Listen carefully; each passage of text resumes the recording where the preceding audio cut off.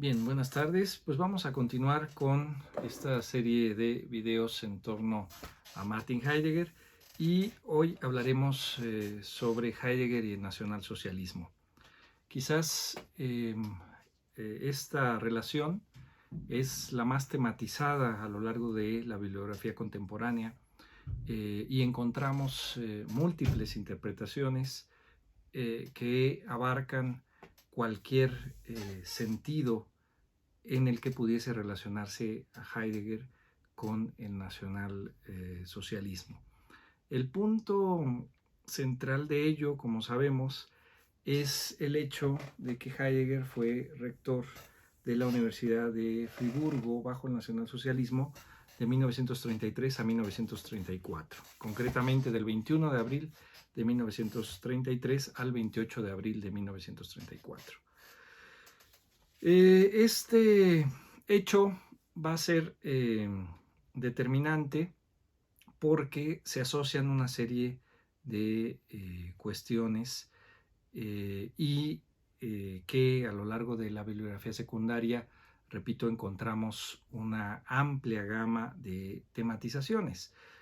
De forma circular, cada determinado número de años vuelve a salir el tema y por lo menos desde 1946 ha estado en la discusión. Esto inició a partir de la publicación de un artículo en L'État Moderne, que era la revista que dirigía Sartre, y un alumno de Heidegger, Karl Löwith, que como Heidegger decía, fue su primer alumno. Karl Löwith estuvo 9 años con Heidegger, tiempo en Friburgo y después en Marburgo. Posteriormente emigró, estuvo en diversos lugares y uno de ellos fue en Japón. En 1946 manda un artículo a la revista de Sartre en donde destaca precisamente la participación de Heidegger como rector bajo el nacionalsocialismo, y eso desata entonces una serie de discusiones en Francia, como ya hemos señalado en otros momentos. La puerta digamos, de difusión de la obra de Heidegger hacia el mundo fue a través de Francia, inicialmente en los años 30 con Emmanuel Levinas, y posteriormente en los años 40 con Jean-Paul Sartre, no solo por la publicación del Ser y la Nada en 1943, sino por la publicación del Existencialismo es un humanismo y los textos posteriores que abrirán toda una escuela de discusión en torno a la filosofía de Heidegger, pero también en torno a su vida y obra, como fue su participación en el nacionalsocialismo. Posteriormente, en Alemania, en 1953, se publica nuevamente un texto de Heidegger de 1935, que es Introducción a la Metafísica, en donde Heidegger hace una referencia al nacionalsocialismo y habla de la grandeza de ese movimiento. El joven Jürgen Habermas publica una reseña en el periódico y desata nuevamente esa discusión. Eso es en 1953 en Alemania. Algunos autores comenzaron a recabar información. Uno de ellos fue Guido Schneeberger, que publica su Nachlese zu Heidegger en 1962 y comienza ya la investigación en archivos, ¿no? Ahí quizás es la primera publicación en donde de forma muy limitada, pero se publican los primeros documentos en torno a la participación de Heidegger en el nacionalsocialismo. Eso desata nuevamente la discusión en Francia con Jean-Pierre Fay y los alumnos del amigo de Heidegger en Francia, que es Jean Beaufret, ¿no? Había yo mencionado a Emmanuel Levinas, después a Sartre y después, por supuesto, a Jean Beaufret. Y algunos alumnos de él, como es el caso de François Fédier. Comienzan toda una discusión en torno a esta situación y participación de Heidegger. Posteriormente, en 1966 se lleva a cabo la entrevista del Spiegel, pero la condición, como sabemos, que pone Heidegger es que se publique después de su muerte esa entrevista. Se publica en 1976 y claro, estaba la esperanza de que Heidegger dijera un poco más sobre su participación en el nacionalsocialismo, cosa que no ocurre. Unos años después, en 1983, el hijo de Heidegger, el hijo no biológico, Hermann Heidegger, lleva a cabo la edición y publicación nuevamente del discurso del rectorado con anotaciones de Heidegger sobre su época del rectorado. Eso va a ocurrir en 1983. A partir de esa publicación aparece en escena de toda esta historia un historiador de Friburgo, que es Hugo Ott. Y Hugo Ott lleva a cabo una serie de investigaciones con mayor interés en los archivos y es, digamos, otro segundo gran momento en términos de la investigación archivística sobre el caso. Hugo, a partir de 1983, comienza a llevar a cabo una serie de publicaciones. Llega un joven chileno que tiene contacto con él, que es Víctor Farías.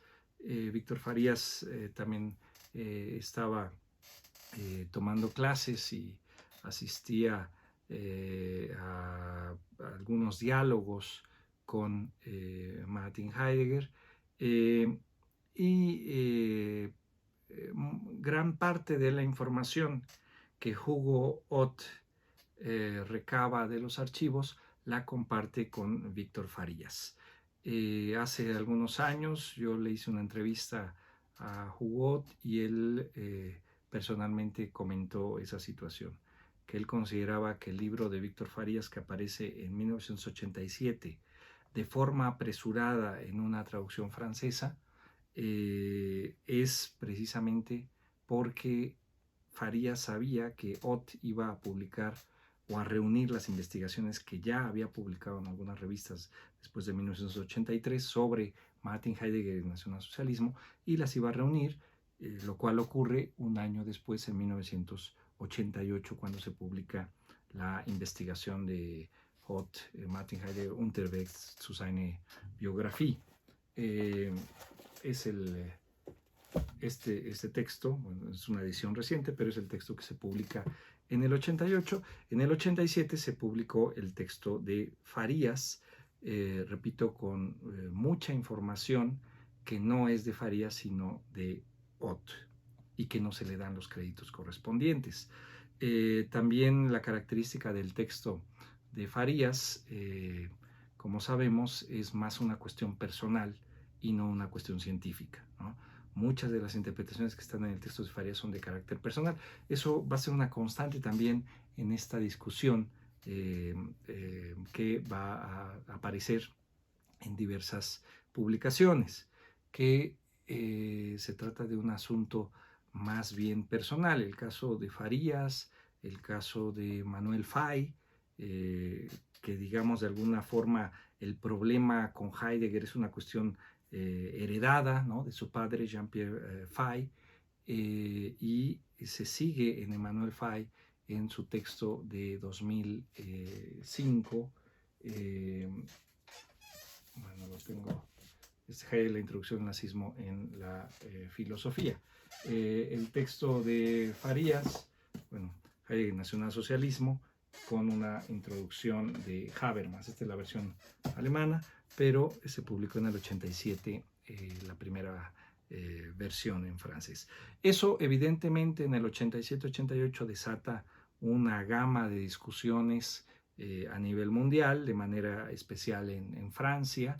En esos momentos ya no estaba la presencia de Jean Beaufret, pero sí de sus alumnos y de otra serie de estudiosos, como será el caso de Jacques Derrida, ¿no? Derrida, quizás uno de los principales defensores de Heidegger en Alemania. Recordemos lo que señala en torno al texto de Farías, en donde duda si el autor habrá leído a Heidegger más de una hora, ¿no?, en algún momento señala Derrida eso del texto de Farías. Y repito, tanto el texto de Farías como el texto de Fay recaen en asuntos más bien de carácter personal, aunque con una aproximación a la documentación y a los archivos, pero las interpretaciones son más bien unilaterales hasta llegar al punto, lo que señala el propio Fay, ¿no? En términos de que la obra de Heidegger no es filosofía, sino más bien historia del nazismo, y los libros de Heidegger tendrían que ser retirados de las bibliotecas de todo el mundo. O el caso de Farías, que llega a señalar en algún momento que los lectores de Heidegger de alguna manera comparten las inclinaciones que Heidegger pudo haber tenido en algún momento, es decir, que los heideggerianos serían de alguna manera antisemitas, por ejemplo, ¿no? Una serie de cosas que me parece no ostentan un carácter científico, sino más bien apreciaciones de carácter personal. Pero por otro lado también se ha dado una defensa también con esas mismas características de carácter personal, y que de alguna manera no alcanzan a ver la totalidad y las distinciones permanentes. En el caso de estos autores, digamos que atacan a Heidegger a partir de su vida, es decir, a partir de las decisiones que tomó, cómo fue esta, digamos, cercanía con el nacionalsocialismo, este entusiasmo por el nacionalsocialismo y una participación concreta bajo esa responsabilidad de la rectoría de la Universidad de Friburgo. Eso lo que deja ver de alguna manera esta interpretación es el énfasis en la vida y de alguna manera una puesta en cuestión, de la obra, ¿no?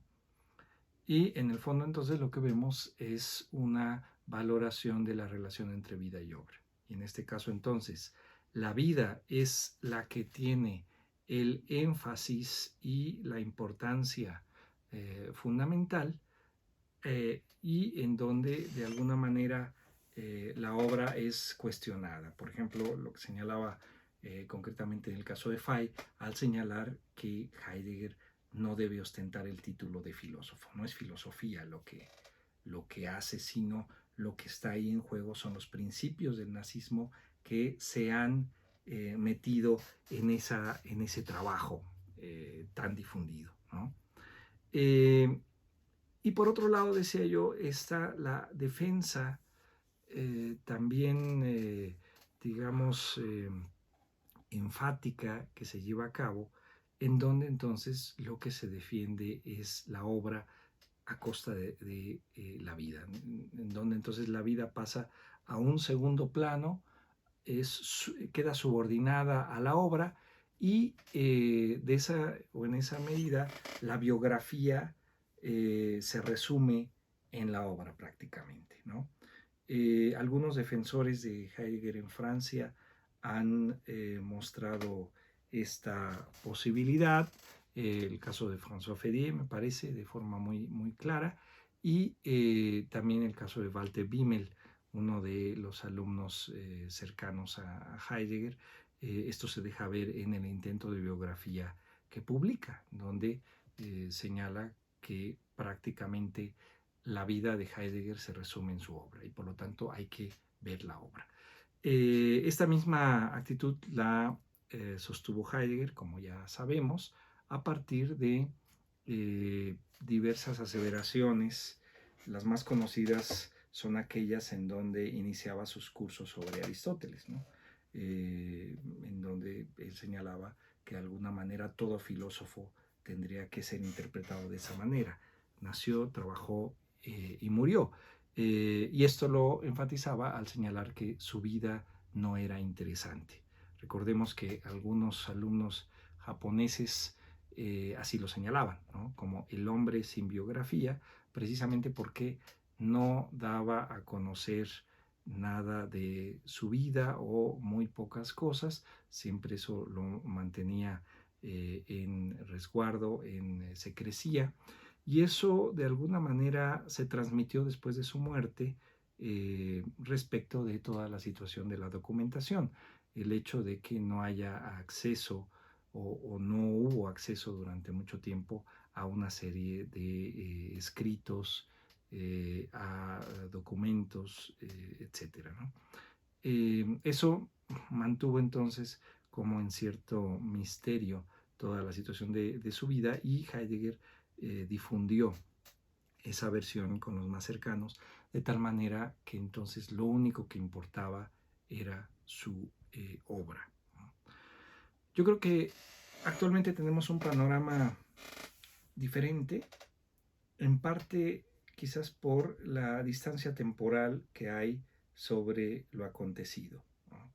Que en esa cercanía inicial, cuando se comenzó toda esta discusión, no se contaba con documentación y era más bien, o el asunto se resolvía en una toma de postura, ¿no? A favor o en contra, sin mayor documentación. Y a partir de ahí se construyeron una serie de mitos y una serie de versiones sobre la participación de Heidegger en el nacionalsocialismo. Muchos de esos mitos se siguen todavía distribuyendo, ¿no? Se siguen todavía difundiendo. Por ejemplo, el propio Fay en algún momento de su texto señala que él considera que hay elementos suficientes para pensar que Heidegger escribía los discursos a Hitler, por ejemplo. Bueno, eso es una creencia, ¿no? En donde no hay elementos para poder demostrar algo así. Y a lo largo de todas estas décadas encontramos una serie de creencias que han sido plasmadas en supuestas investigaciones, ¿no? Recuerdo una de ellas que hace referencia al lugar en donde vivió Heidegger en Friburgo, en Zeringen, que es en el norte, y el autor, ahorita no tengo el dato, pero el autor decía, bueno, es evidente que Heidegger escogió vivir ahí porque quería estar lo más lejos de su maestro judío Edmund Husserl, que vivía en la parte sur de Friburgo, en Günthestal.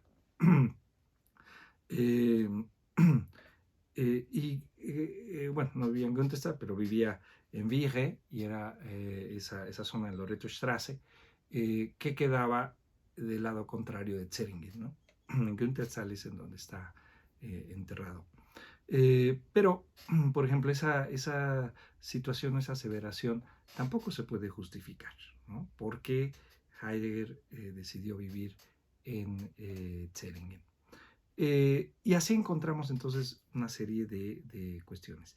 Yo creo que, yo creo que ahora tenemos una posición diferente, en parte por este distanciamiento temporal que ha permitido entonces ya que se acumulen y que sean accesibles documentos al respecto, no solo de forma directa de Heidegger, como serían los manuscritos de la Gesamtausgabe, que ya prácticamente está por cerrar esa publicación, faltarán 6 volúmenes, o el inicio de la publicación de la Briefausgabe, ya se han publicado algunos volúmenes, o otra serie de documentos que están en algunas bibliotecas y en algunos archivos.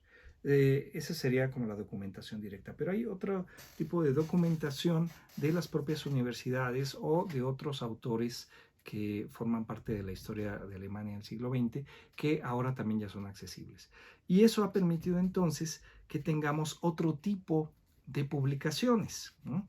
Es decir, estas publicaciones históricas que ya he señalado, hasta la de Fay, de alguna forma, pero contamos con otro tipo de publicaciones. En primer lugar, las fuentes directas, como sería la Gesamtausgabe, la Briefausgabe, que está contemplado que se publique en 45 volúmenes, ya se han publicado algunos. En 2009 se publicaron documentos en el Heidegger Jahrbuch, y esos documentos han sido precisamente importantes. Es el otro volumen, uno igual a este, con documentación y con algunas interpretaciones. En 2010 se publicó el texto de Saborowski, Eine Frage von Irre und Schuld, Martin Heidegger und der Nationalsozialismus, y es uno de los trabajos quizás mejor documentados sobre la relación de Heidegger y el nacionalsocialismo. En 2011 se publica el texto de Florian Grosser, también Revolution Denken, Heidegger und das Politische. Después, en 2011, de mi parte, se comenzaron a publicar una serie de crónicas, ¿no? Una primera crónica sobre Heidegger y Ser y Tiempo, y otra sobre Heidegger y el nacionalsocialismo, un poco tomando en cuenta la imagen de la crónica de Schumann en torno a Husserl, cosa que no había hasta el momento.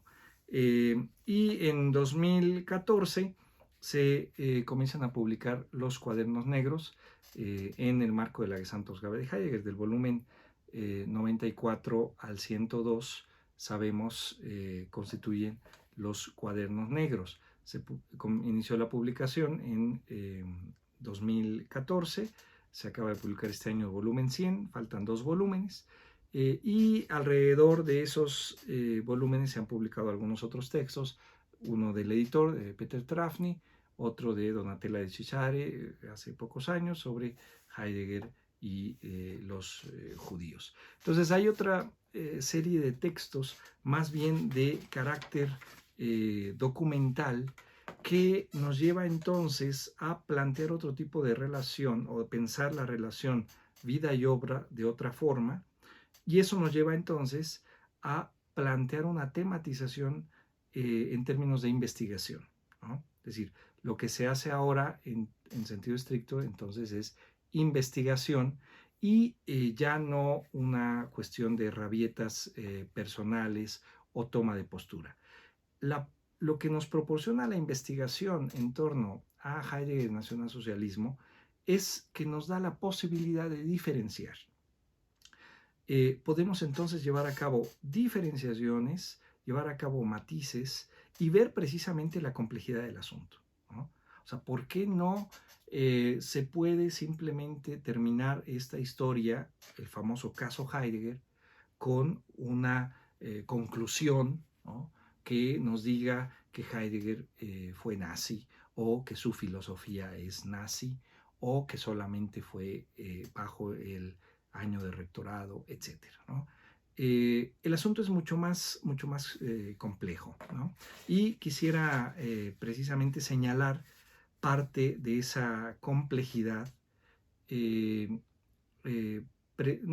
Quizás no lleguemos, como ha ocurrido a lo largo de todos estos años, a una conclusión, pero sí podemos tener otra actitud en la lectura y en la tematización del problema, ¿no?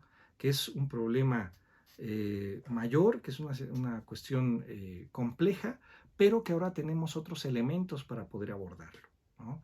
Y que quizás entonces nos permitan más un acceso de carácter científico en términos de la investigación, en términos de la documentación, que nos permita ver entonces los alcances de esa participación de Heidegger con el nacionalsocialismo, más allá de los mitos que se propagaron durante ciertas décadas, y más allá de las, vamos a llamar así, exageraciones que simplifican todo esto, ¿no?, que simplifican toda la problemática. Decir simplemente que la filosofía de Heidegger de principio a fin es nazi o algo así, ¿no?, como algunos autores lo han planteado. Yo creo que toda esta situación nos lleva entonces a plantear en tres términos hermenéuticos que difundió Paul Ricoeur para poder abordar esto. Por un lado, la posibilidad de los textos con los que ahora contamos, ¿no? De forma directa, de forma indirecta. Por otro lado, el pretexto, ¿no? El pretexto que llevó a Heidegger a su compromiso con el nacionalsocialismo, y por otro lado el contexto, ¿no? Es decir, qué situación se presentó o qué complejidad se presentó cuando Heidegger participa en el nacionalsocialismo y acepta la rectoría en 1933. Esto, en primer lugar, nos indica que no podemos entender la participación de Heidegger si nos ubicamos en 1933. Si nosotros queremos entender esto remitiéndonos al 21 de abril de 1933, no vamos a entender la problemática y toda esta situación, precisamente porque dejamos fuera el pretexto y el contexto para poder entenderlo. Para hacer una breve revisión precisamente del pretexto, yo me remitiría brevemente a por lo menos 1918. Y este año ya lo han señalado algunos investigadores, es importante porque Heidegger deja ver ya algunas inquietudes, ¿no? De forma directa a su esposa Elfriede, con quien se casó un año antes, en 1917. Recordemos que Heidegger inició su labor docente en 1916 en la Cátedra II de Filosofía, ¿no? Después tuvo varias actividades en el marco de la Primera Guerra Mundial.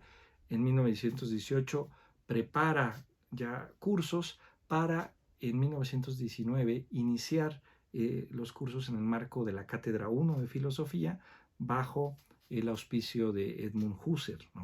Con quien, por cierto, sabemos tenía ya una serie de diferencias y que podemos rastrear ahora en los epistolarios, ¿no?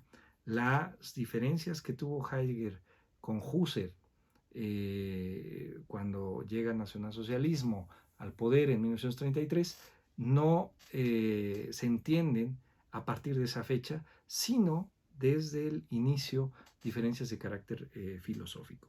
Pero en 1918 hay una carta a su esposa Elfriede en donde deja ver algunas cuestiones.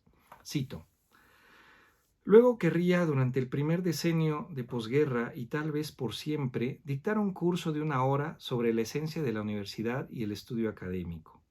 Tengo la íntima convicción de que los jóvenes despertarían así, se verían fortalecidos y formarían parte de la vida futura de nuestro pueblo y de nuestro Estado, como un fermento, una disposición sin reservas a lo creativo, positivo, un abandono de lo efímero y lo condicionado por el ambiente social.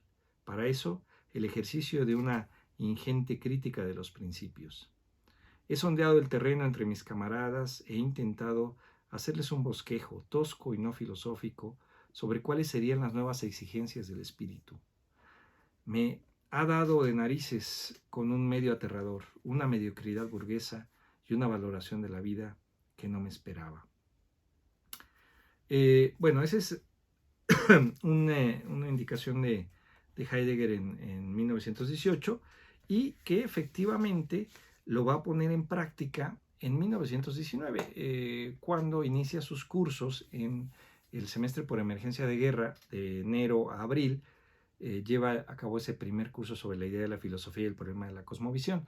Después, en el semestre de verano, inicia un curso de confrontación entre la filosofía trascendental del valor de la escuela neokantiana y la fenomenología husserliana. Pero a la vez también lleva a cabo un pequeño curso sobre la esencia de la universidad y el estudio académico en verano de 1919. Podemos trazar entonces una línea de esto que señaló en 1918, que quería algunos cursos sobre la universidad, o como él señala, sobre la esencia de la universidad y el estudio académico. Por lo menos tenemos la documentación de 2 de esos cursos en un lapso de 10 años, en verano de 1919 y en verano de 1929, que sostiene el curso Introducción al Estudio Académico. En los dos casos no se cuenta con el manuscrito de Heidegger, y esto se puede deber a muchísimas razones. A veces Heidegger volvía a usar esos documentos, esos manuscritos por el otro lado para otros apuntes, a veces los regalaba, etc. Contamos en el caso del curso de 1919 con los apuntes de Oscar Becker y en los de 1929 de Herbert Marcuse. Ambos están publicados en el volumen 56-57 y en el volumen 28. Pero lo que se halla, digamos, entre estos dos cursos de 1919 y 1929 es un interés constante por parte de Heidegger sobre la universidad, precisamente sobre la idea de la universidad, y no solo de carácter filosófico, sino a partir de trabajar con jóvenes, ¿no? Ya esto lo deja ver en 1920 con la formación de un círculo, ¿no? Hay una carta que le dirige a Leavitt en donde señala eso. Dice: me alegro por este invierno y espero ante todo que logremos conformar también intelectualmente un círculo que tenga un estilo y carácter unitario, no para filosofar, sino social, en donde la filosofía sea un momento no destacado. Este grupo inicial estaba Karl Leavitt, Afra Geiger, Heinrich Besseler y Oscar Becker. Es un grupo que va a continuar. Muchos de ellos siguieron a Heidegger de Friburgo a Marburgo en 1923, cuando ocupa la cátedra como profesor extraordinario. Esto en 1920, en 1921 hay más cartas en donde Heidegger remite a ese interés por pensar la universidad y la esencia de la universidad. De una manera privilegiada ocurre la publicación de un texto de Karl Jaspers. Jaspers y Heidegger se habían conocido en 1920 en la casa de Husserl, y como sabemos, a partir de ahí van a tener una amistad filosófica importante, y los dos precisamente van a discutir sobre la situación de la universidad alemana. En 1923, Jaspers publica el texto Die Idee der Universität, la idea de la universidad, y el más entusiasmado con ello es precisamente Martin Heidegger, su amigo Martin Heidegger. Ya en Marburgo va a organizar un círculo de lectura sobre ese texto y va a ser su principal difusor. ¿Qué es lo que está en juego en toda esta situación? Bueno, la pérdida de cierta unidad en el carácter científico, de cierta preocupación y privilegio por las cuestiones académicas, y la intromisión de otro tipo de objetivos. Tanto Heidegger como Jaspers van a referir a la idea de universidad de Humboldt, ¿no?, de 1810, y va a ser algo que Heidegger va a mantener vigente incluso hasta su discurso de toma de posesión del rectorado en mayo de 1933, ¿no? La idea de universidad que va a estar en juego es precisamente esta idea de universidad que por lo menos 10 años antes estaba, o en la cual esto estaba pensando. Esto significa, en el marco de este pretexto, ¿no?, que Heidegger tenía intereses en la transformación de la universidad, ¿no?, y por lo tanto también en cierta intervención en la política universitaria.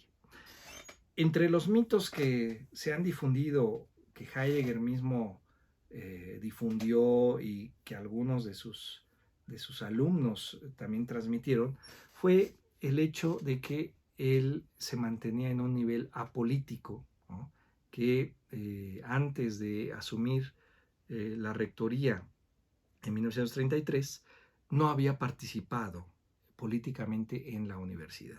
Hoy sabemos que no es así. Cuando estuvo en Marburgo, gran parte del trabajo en Marburgo lo centró en algunas publicaciones, el caso concreto Ser y Tiempo, eso lo mantuvo ocupado durante algún tiempo, y por supuesto su trabajo docente. Sin embargo, no descuidó estos intereses que tenía, y en 1929, como señalo, tuvo esta lección sobre la introducción al estudio académico, pero también participaba en el Senado en 1929.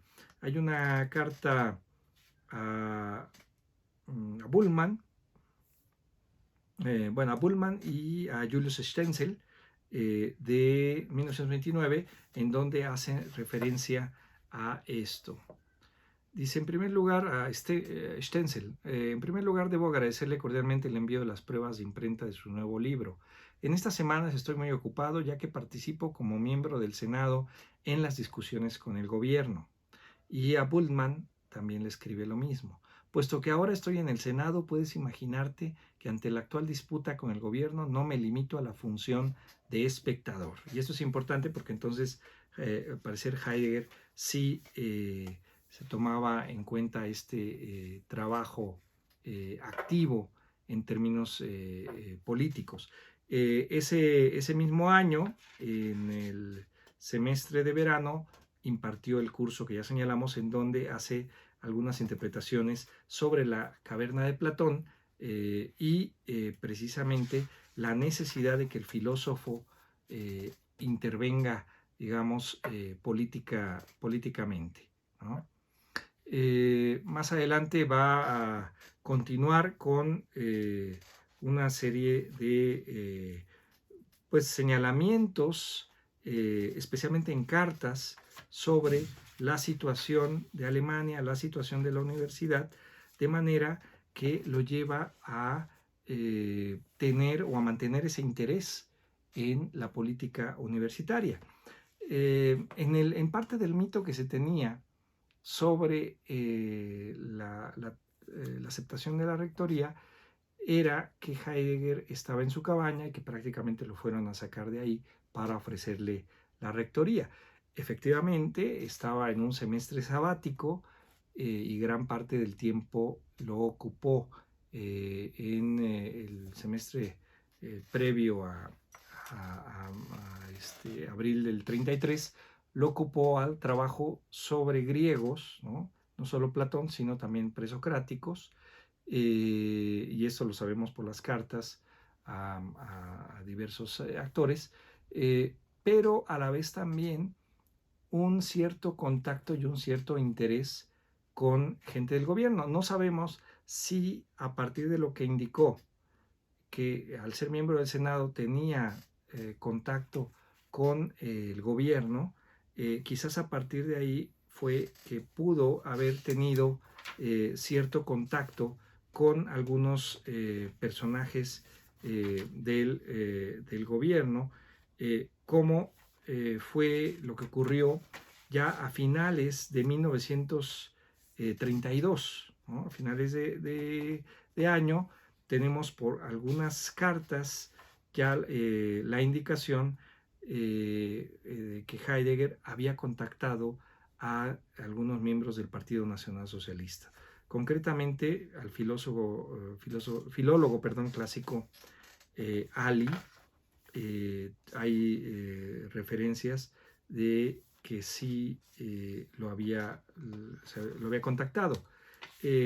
Esto también lo tenemos a partir de una carta de este filólogo Ali a Ferle, otro funcionario, ya una carta de 1933. Voy a hacer referencia a esa carta que se publicó en el Heidegger Jahrbuch, precisamente en la parte de documentación. En cumplimiento del primer punto hablado en nuestra reciente conversación respecto de la concentración de los docentes universitarios nacionalsocialistas, hemos confirmado que el señor profesor Heidegger ya se halla en negociaciones con el Ministerio Prusiano de Cultura. Él posee nuestra completa confianza de modo que le pedimos que mientras tanto sea considerado como nuestro hombre de confianza en la Universidad de Friburgo. El señor colega Heidegger no es miembro del partido y por el momento no considera práctico serlo, para tener mayor libertad respecto de otros colegas, cuya actitud todavía no es clara o es hostil. Sin embargo, él está dispuesto a ingresar si esto, por otras razones, es estimado oportuno. Ante todo, me alegraría si a usted le fuera posible que entrara en contacto directo con el colega Heidegger, quien está al tanto por completo de los puntos que nos interesan.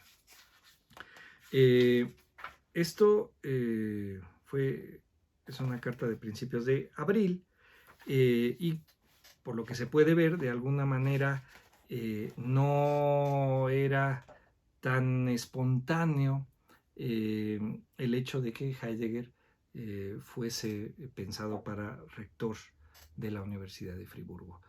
Ya había estos contactos, ya había este interés y no es entonces tal como se ha señalado en ese mito de que Heidegger era de carácter apolítico y solamente estaba centrado en sus lecciones. Sí había este interés que, repito, remite por lo menos a una década previa. Y bueno, efectivamente es elegido rector en 1933. No vamos a detenernos en todos los detalles, quizás señalaríamos algunos, pero sí es importante indicar parte de esto que señalábamos del contexto, ¿no? El contexto de la situación en la que Heidegger asume la rectoría y pues de alguna manera lo que sucede en ese periodo. Hay otras investigaciones ya importantes que se han hecho y que han destacado precisamente documentación también de archivos, por ejemplo, el texto de 1993 de George Lehmann, Heidegger in Context, ¿no? Donde hay de ahí voy a mencionar ahorita algo de cierta información, y también el texto que coordina Sandkühler, ¿no? Filosofía y Nacionalsocialismos, ¿no? Que este texto es más reciente, de 2009. A partir de la información con la que se cuenta, digamos, se contaba con 23 universidades en ese momento, 1933, y lo que hay entre el 33 y el 45 es que se registran 174 profesores compuestos en la universidad, profesores de filosofía, ¿no? A lo largo de esos años hay un ingreso de algunos de ellos al Partido Nacional Socialista. Se trata concretamente de 78 profesores de esos 174, es decir, el 45%. Y otros, 37 profesores, eran miembros o ingresaron a alguna organización, aunque no necesariamente al partido. Y esto es un aspecto importante que hay que señalar. Es decir, antes de la llegada de Hitler al poder, ¿no? A finales de enero de 1933, y del control que comienzan a tener los nacionalsocialistas en diversos lugares, ya se había anticipado, digamos, parte de ese control en las universidades a través de ciertos gremios, ¿no? Especialmente gremios de estudiantes, asociaciones estudiantiles, que ya desde 1930-31, ¿no? Ya había el control de las universidades. Estos investigadores dan citas que no voy aquí a repetir, pero muchas de las universidades ya estaban controladas por parte de los estudiantes, de las asociaciones estudiantiles de carácter nacionalsocialista. Esto es importante señalarlo porque digamos, las asociaciones de estudiantes y docentes van a jugar un papel importante en la toma de decisiones de las universidades. Entonces cambia, digamos, la estructura jerárquica de las universidades, en donde ya no es el Senado ni las facultades las que tienen el control, ¿no? O serían las autoridades colegiadas para tomar las decisiones, sino más bien estas asociaciones estudiantiles, gremios de profesores y, por supuesto, las autoridades personales, como sería el caso del rector, ¿no? O del el decano, el director en esos casos, ¿no? Pero digamos, esto va a ser importante porque va a haber una colaboración entre estos gremios y los decanos y el rector, o en algunas ocasiones se va a dar como un gobierno paralelo, ¿no? Si no hay, digamos, acuerdos entre las autoridades personales y estos gremios. Pero digamos, ya había una situación ahí importante. Entonces, esto significa que si había profesores que participaban en esos gremios y algunos que van a ir ingresando al Partido Nacional Socialista, perdón, esto constituye 2/3 partes de los profesores de filosofía. Es decir, solamente una tercera parte se mantenía en cierta forma o de cierta manera al margen de la situación, con todas las complicaciones que eso conllevaba. Es importante señalar también en este marco, eh, bueno, la situación de los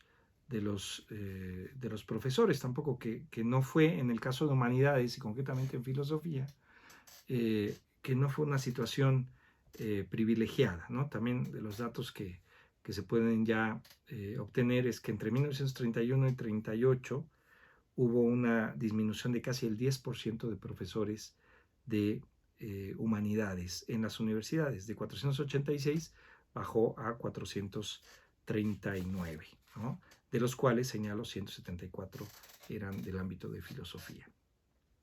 Ese es un aspecto. Los otros aspectos importantes que hay que señalar son los tipos de crisis, digamos, que aparecen o que se encuentran en esos años. Por un lado, crisis financiera, que como sabemos remite a 1929, pero que en parte estaba asociada a toda la crisis o la situación política a partir de la República de Weimar, ¿no? Y el intento democrático de Alemania en ese momento, y por supuesto que fue aprovechado por Hitler y por los nacionalsocialistas en un primer sentido. Luego, lo que ya señalé, la crisis de la universidad en términos de un carácter legítimo o legitimación de la universidad a partir, digamos, de la unidad del carácter científico y su autonomía.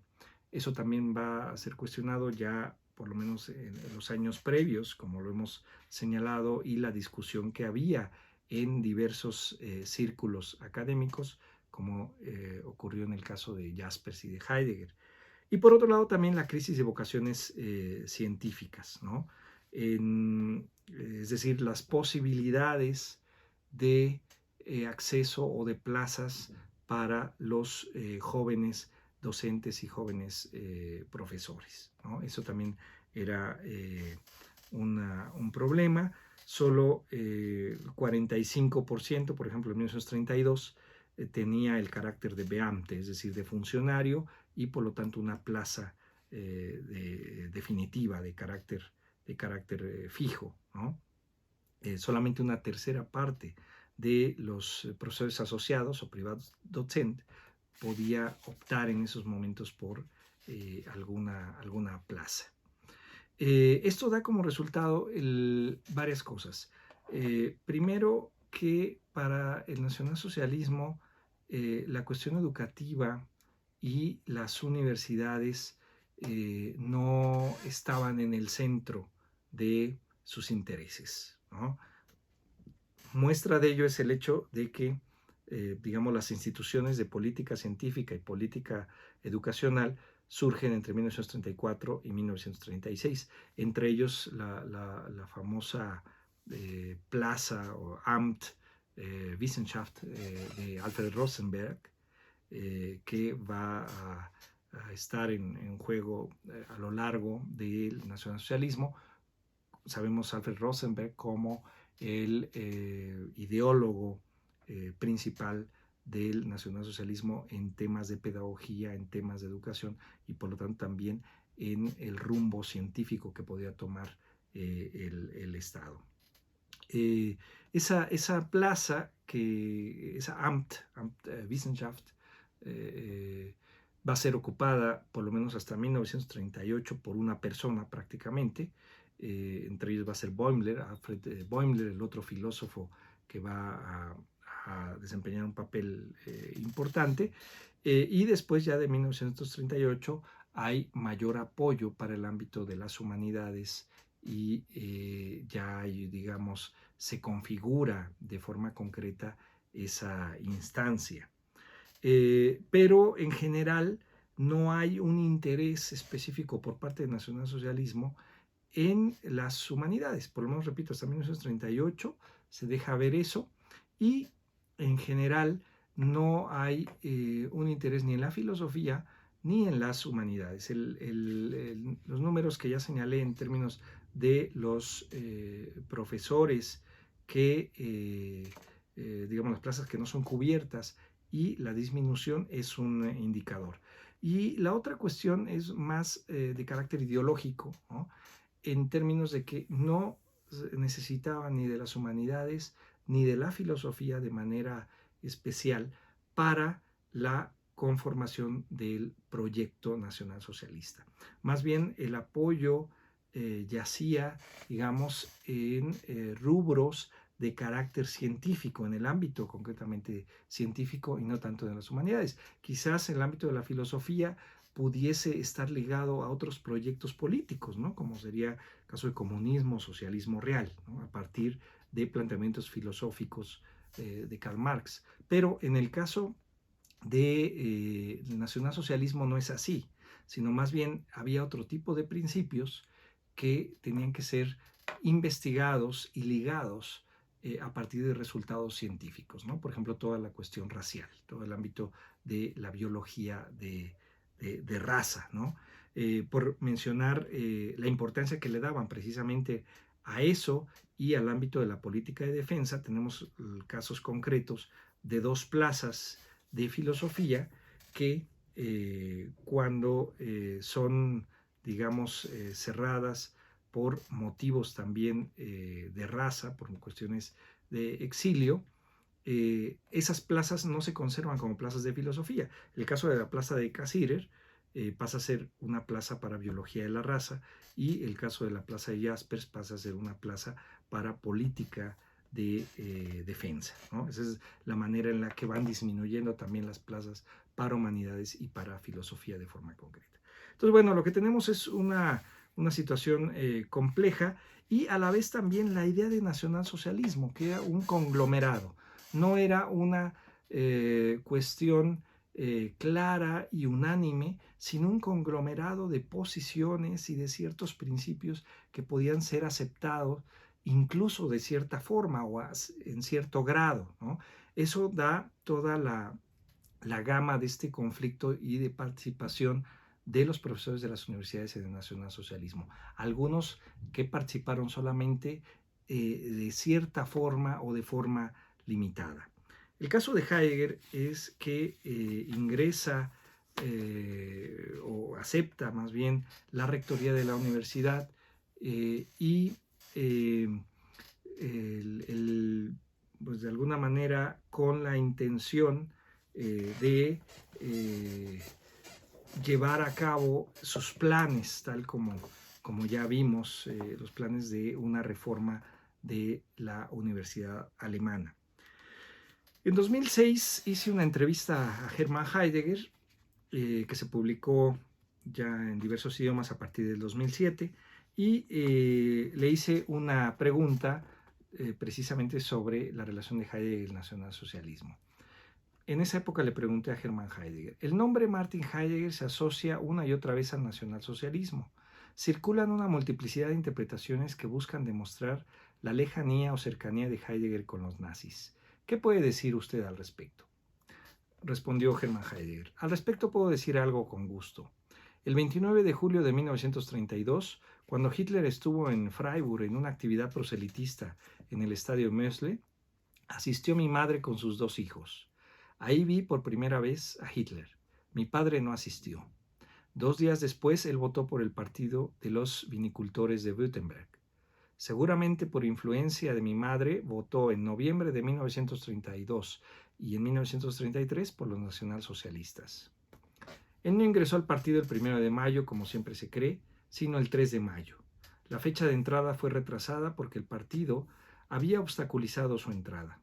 Ingresó por petición y exigencia del alcalde de esa época, el doctor Kerber, quien a su vez era coordinador regional.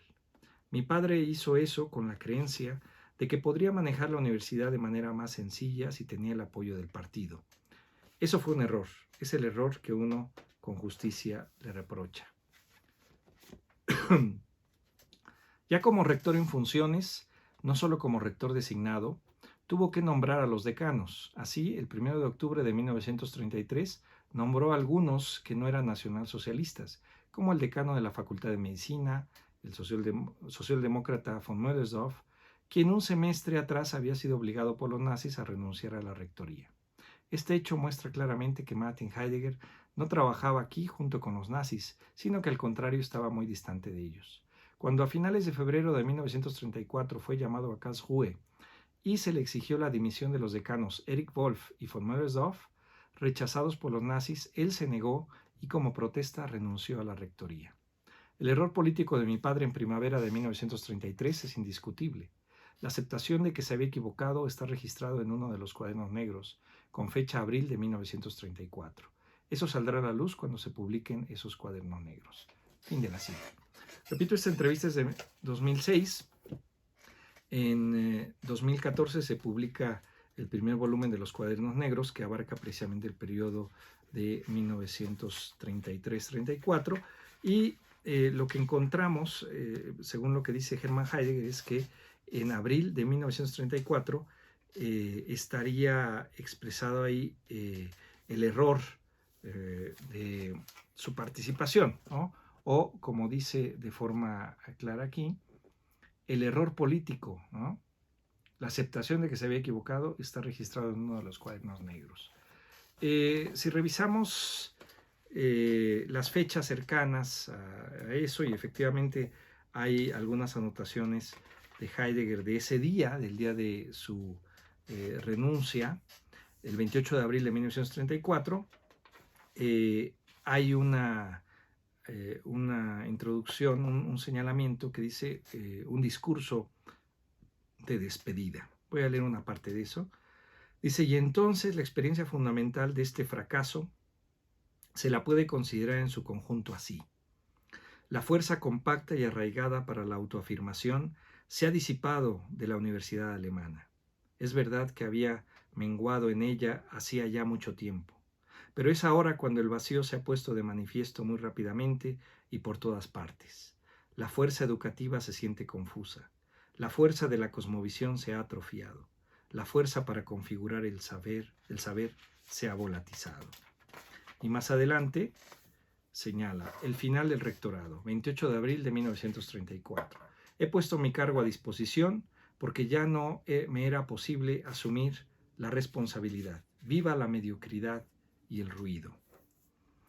Mi rectorado estuvo bajo el enorme error de que quise encomendarles encarecidamente y hacerles ver a mis colegas unas cuestiones de las que, para su bien o para su mal, solo querían verse excluidos. Fin de la cita. Esos son algunos de los señalamientos que Heidegger anota en 1934 y que, como sabemos, va a repetir en muchos lugares, ¿no? Por ejemplo, hay una carta de 1935 a Jaspers, ¿no?, donde habla precisamente del fracaso del rectorado. Hay varias otras anotaciones, hay conversaciones que tuvo con Otto Pögeler, conversaciones con Max Müller, etc. Ya tenemos una amplia documentación en torno a este fracaso de Heidegger del rectorado, con esas intenciones de transformar la universidad. También lo otro que sabemos, que eso ya se sabía, pero que ahora consta a partir de las publicaciones, es el grado de participación de Heidegger en el nacionalsocialismo, especialmente en ese año, ¿no? No aceptó la doctrina racial y eso lo coloca entonces pues con digamos, nacionalsocialismo particular, ¿no? Como alguno de los funcionarios lo señaló al haber escuchado el discurso de la toma de posesión el 27 de mayo de 1933, lo que indicó uno de los funcionarios fue que realmente tenía un nacionalsocialismo privado, ¿no? Porque no asumía y no enfatizaba el aspecto racial en su discurso, y a lo largo de todo este periodo Heidegger no lo va a hacer. En algún momento en los Cuadernos Negros el propio Heidegger habla de un nacionalsocialismo vulgar, ¿no? Lo que está viendo que ocurre, y hay una serie de críticas que no vamos a seguir ahora, pero que ya se pueden consultar a lo largo de esos años respecto de lo que ocurría. Quizás lo que ya también se sabe, que es uno de los elementos importantes en torno a su crítica a criterios raciales, es la relación que tuvo con alumnos y colegas judíos, ¿no? El propio Heidegger asistió al ministerio para solicitar la dispensa de una regulación para alumnos, para colegas judíos, pero para colegas judíos en 1933. Y el 28 de abril de 1933 se recibe el oficio del ministerio en donde efectivamente se suspende, ¿no? Para Jonas Kohn, Edmund Husserl, Wolfgang Michael y Werner Brock, ¿no? De ahí los importantes que hay que señalar, por supuesto, es Edmund Husserl. Bueno, voy a leer lo que señala el texto, que está publicado en el volumen 16 de la Gesamtausgabe, que contiene gran parte de los discursos y documentos durante ese año de rectorado. El permiso de ausencia de la universidad para los miembros de la raza judía, concedido en virtud del decreto del 6 de abril de 1933 sobre el mantenimiento de la seguridad y el orden, se suspende para las siguientes personas. Son ellos: Jonas Kohn, Edmund Husserl, Wolfgang Michael y Werner Brock, todos judíos. Werner Brock era el asistente de Heidegger, nombrado en 1931 para sustituir a Oskar Becker. Y él era judío también. Ya sabemos la gama de alumnos judíos que tuvo Husserl, y a muchos de ellos apoyó, incluyendo a Karl Löwith, ¿no? Karl Löwith redacta cartas Heidegger para la Fundación Rockefeller para que obtuviese la beca en Roma, y posteriormente también hay otra carta que Heidegger manda a Ortega para recomendar a Löwith, otra carta donde recomienda también a Werner Brock, ¿no? También para Basilea. Al final se va también con otras cartas de recomendación del propio Heidegger a Inglaterra. El caso de Werner Brock es interesante porque va a ser un alumno al que Heidegger va a frecuentar. Después de la Segunda Guerra Mundial, Brock regresa a Alemania, a Friburgo, enferma, es hospitalizado, bueno, no hospitalizado, sino está bajo cuidados médicos en un hospital psiquiátrico en Emmendingen, cerca de Friburgo, y quien lo visita es precisamente Martin Heidegger hasta la muerte de Brock. Otro es Paul Oskar Christeler, ¿no? También que lo recomienda en Basilea con el profesor Heberlin. Y hay una serie de apoyos y cartas al ministerio y a varias instancias para proteger a ciertos profesores: Tannhauser, von Hevesy, Fritz Prinsheim, etc., ¿no? Pero está el otro lado también de las cartas o los dictámenes en donde Heidegger no tiene una actitud favorable. El caso de Baumgarten, Hermann Staudinger, Richard Hönigswald, Alfred Löwy, etc., ¿no? Es una situación ahí, digamos, compleja, porque no es un asunto de verlo nada más de color blanco o color negro, ¿no? Está todo el apoyo de Heidegger a muchos de sus alumnos, y por otro lado también dictámenes negativos respecto de algunos, como los ya mencionados. Entonces a mí me parece que tiene que ser justa la situación y no nada más señalar como esto a Baumgarten y a Staudinger y a Königswald y no mencionar precisamente el otro lado y todo lo que se hizo. Y tampoco formar parte de estos mitos, ¿no? En donde se considera que Heidegger tenía ya desde el inicio todo un problema con la cuestión judía y que fue tematizado de forma metafísica con una serie de términos y de conceptos. El caso de Donatella di Cesare, que menciona que, bueno, aunque en los cuadernos negros solamente haya 14 referencias a los judíos, de todos modos de esas miles de páginas, no es necesario que haya mencionado a los judíos porque los nombraba de otra manera, ¿no? Y eso igual me parece que forma parte de estos grandes mitos, de estas construcciones que se han hecho y que no se justifican, ¿no? En alguna ocasión en un encuentro que tuvimos, Donatella y Cesare y yo, en mi conferencia yo hablaba de un Wesen, que Heidegger menciona en varias ocasiones, y ella decía que cuando Heidegger hablaba de un Wesen, de no esencia o inesencia, que estaba pensando en los judíos. Yo le pregunté cuál es la documentación, dónde se justifica eso, y no hubo respuesta.